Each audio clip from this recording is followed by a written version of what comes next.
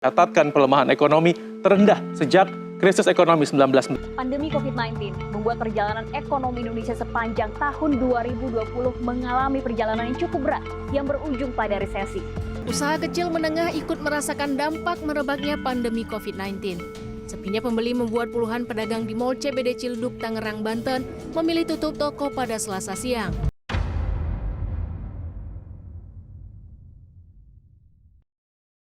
Hai Indonesia. Hadirnya pandemi telah membawa perubahan baru terhadap dunia. Akan berbagai tantangan yang tak pernah terbayangkan sebelumnya. Di Indonesia, COVID-19 telah menjangkit lebih dari 1,3 juta orang sejak kasus pertama diumumkan pada bulan Maret 2020. Setidaknya 35.000 orang telah meninggal dunia. Upaya penghambatan penyebaran virus telah menghambat kegiatan perekonomian yang berdampak terhadap tingkat kesejahteraan sosial dan kian dirasakan masyarakat. Setelah menunjukkan pencapaian penurunan kemiskinan beberapa tahun belakangan ini, tingkat kemiskinan kembali meningkat sejak pandemi COVID-19. 1 dari 10 orang di Indonesia hari ini hidup di bawah garis kemiskinan nasional.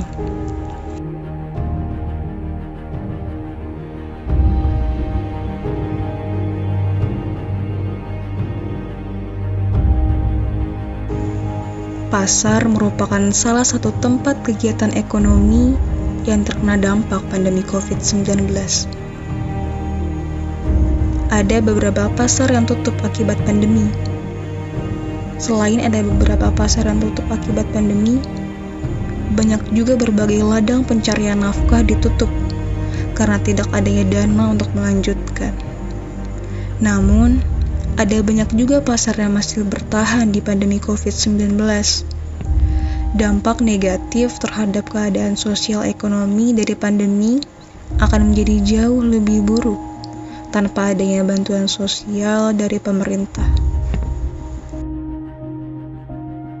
Keramaian pasar dan tempat berkumpul lainnya jadi hilang.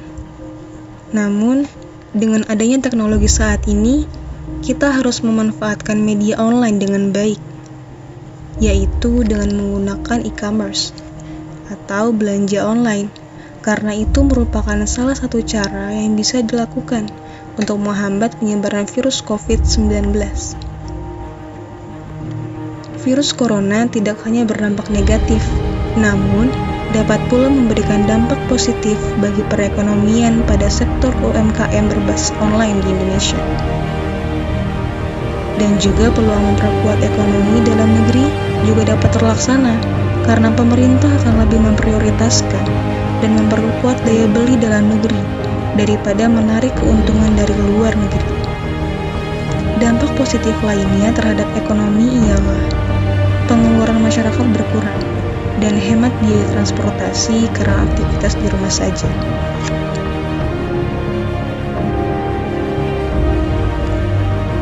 Hai Indonesia, namamu selalu hadir dalam setiap doa kami. Berharap segera pulih dari pandemi yang sangat berdampak dalam banyak sektor. Banyak sekali cerita, hikmah, dan pengalaman berharga di saat kami berjuang. Yang jelas, kami masih bertahan. Kami belum menyerah untuk mewujudkan Indonesia pulih dari dampak pandemi ini. Jadi, mari bersatu melawan pandemi. Mari bertahan. Mari bersama wujudkan Indonesia bangkit.